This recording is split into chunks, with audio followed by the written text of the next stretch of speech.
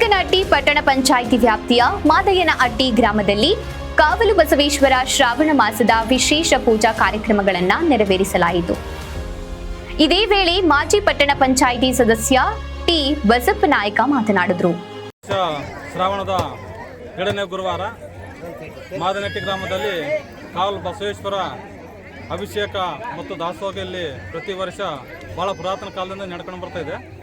ಇಲ್ಲಿಗೂ ಮತ್ತು ತಿಪ್ಪೇಸ್ವಾಮಿ ಭಾಳ ಅನನ್ಯವಾದ ಒಂದು ಅನುಬಂಧ. ನಮ್ಮ ನಾಯಕನಹಟ್ಟಿ ಶ್ರೀ ಗುರು ತಿಪ್ಪೇಸ್ವಾಮಿ ಮತ್ತು ಈ ಕಾವಲು ಬಸಪ್ಪಗೂ ಪುರಾತನ ದಿನಗಳಿಂದ ಒಂದು ಅನುಬಂಧ ಇದ್ದಂಗೆ. ಅಲ್ಲಿಂದ ಸ್ವಾಮಿಯಲ್ಲಿ ಬಂದು ಇಲ್ಲಿ ಒಂದು ನಂದಿಕೋಲು ಮತ್ತು ಸ್ವಾಮಿಯ ಪಟ್ಟದ ಗೂಳಿ ಬಸವಣ್ಣ ಬಂದು ಇಲ್ಲಿ ಪೂಜೆ ನೆರವೇರಿಸ್ಕೊಂಡು ಅಲ್ಲಿಂದ ಬಂದಂಥ ಸ್ವಾಮಿಗೆ ನಾವಿಲ್ಲೆಲ್ಲ ಅಭಿಷೇಕ 101 ಕೊಡ ನೀರು ಹಾಕಿ 101 ಪೂಜೆ 101 ಅಭಿಷೇಕ ಕೂಡ ಇಲ್ಲಿ ನಡೀತದೆ.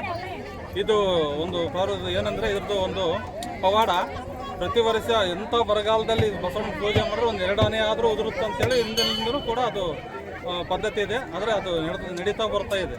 ಕಾಲು ಬಸವಣ್ಣ ಹೋಗಿ ಪೂಜೆ ಮುಗಿಸ್ಕೊಂಡು ಹೋಗಿ ದೇವಸ್ಥಾನ ಗುಡಿ ದೇವ್ರ ಗುಡಿ ತುಂಬ ಸತ್ತಿಗೆ ಇಲ್ಲಿ ಒಂದು 2 ಆದರೂ ಹನಿ ಊರುವಂಥ ಒಂದು ಪದ್ಧತಿ ನಮ್ಮ ಹಿಂದಿನಿಂದ ಪೂರ್ವಿಕರು ನಡ್ಕೊಂಬಂದಂಥ ಕಾರ್ಯನ ನಾವು ಕೂಡ ಇವಾಗ ನಡೆಸೋದಕ್ಕೆ ಕಡುಬು ಮತ್ತು ಇದು ಎಡೆ ಯಾವಾಗ ಕಡುಬು ಉಳುಸಪ್ಪು ಎಷ್ಟು ವರ್ಷದಿಂದ ಆಚರಣೆ ಮಾಡ್ಕೊಂಡ್ ಬರ್ತಿದ್ವಿ. ಸಾವಿರಾರು ವರ್ಷಗಳ ತಿಪ್ಪೇಸ್ವಾಮಿಗೆ 400-500 ವರ್ಷ ಅವರು ಏನು ಇಲ್ಲಿ ಬಂದು ನೆಲೆಸಿದ್ರೆ ಅವಾಗಲಿಂದಲೂ ಇದು ಪೂಜೆ ನಡೀತಾ ಇದೆ. ಯಾಕಂದರೆ ಇದು ಬಸವಣ್ಣ ಎಲ್ಲಿಗೋ ಹೋಗೋದು ಯಾರೋ ಹಾಕ್ಕೊಂಡು ಹೋಗೋಂಥದ್ದು ಇಲ್ಲಿ ಇದ್ದಕ್ಕಿದ್ದಂಗೆ ಇಲ್ಲಿ ಬಿದ್ದಿದ್ದಕ್ಕೆ ಅವ್ರ ಗಾಡಿ ಎತ್ತುಗಳು ಎಲ್ಲ ಮುರಿದು ಇಲ್ಲಿ ಇದಾದಾಗ ಅವರು ಇಲ್ಲೇ ಬಿಟ್ಟು ಹೋಗಿದ್ರು. ಅದು ಈ ಕಡೆ ತಿಪ್ಪೇಸ್ವಾಮಿ ಕಡೆಗೆ ಮುಖ ಮಾಡಿ ಇಲ್ಲಿ ಬಿದ್ದಿದ್ದನ್ನು ಅದು ತಿಪ್ಪೇಸ್ವಾಮಿಯವರು ಇಲ್ಲಿ ಐತೆ ಅಂತೇಳಿ ಅವರು ತೋರಿಸಿದ್ದಕ್ಕೆ ಜನಗಳಲ್ಲಿ ಇಲ್ಲಿ ಬಂದು ಪೂಜೆ ಮಾಡ್ಕೊಂಡು ಅವರು ಹೋಗ್ತಾ ಇದ್ದಾರೆ. ಅವಾಗಲಿಂದನೂ ಕೂಡ ಇದು ನಡೀತಾ ಇರುತ್ತೆ.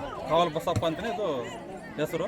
ಅದಕ್ಕೆ 2ನೇ ಗುರುವಾರ ಶ್ರಾವಣದಲ್ಲಿ ಪ್ರತಿ ವರ್ಷ ಇಲ್ಲಿ ಕಾವಲು ಬಸಪ್ಪ, 3ನೇ ವಾರ ಏಕಾಂತ ಮಠ, 4ನೇ ವಾರದಲ್ಲಿ ಕೆರೆ ಗಂಗಮ್ಮ ಮುಗಿಸಿ ಇಲ್ಲಿ ತಿಪ್ಪೇಸ್ವಾಮಿ ಒಂದು ಏನು ಆವಾಗ ಆದೇಶ ಮಾಡೋದು ಅದೇ. ಈ ಸಂದರ್ಭದಲ್ಲಿ ಪಟ್ಟಣ ಪಂಚಾಯಿತಿ ಸದಸ್ಯ ಕೆಪಿ ತಿಪ್ಪೇಸ್ವಾಮಿ, ಮಾಜಿ ಪಟ್ಟಣ ಪಂಚಾಯಿತಿ ಸದಸ್ಯ ಬಸಪ್ಪನಾಯಕ, ಪೂಜಾರಿ ತಿಪ್ಪಯ್ಯ ಸೇರಿದಂತೆ ಸಮಸ್ತ ನಾಯಕನಹಟ್ಟಿ ಮತ್ತು ಮಾದಯ್ಯನಹಟ್ಟಿ ಗ್ರಾಮಸ್ಥರು ಇದ್ದರು.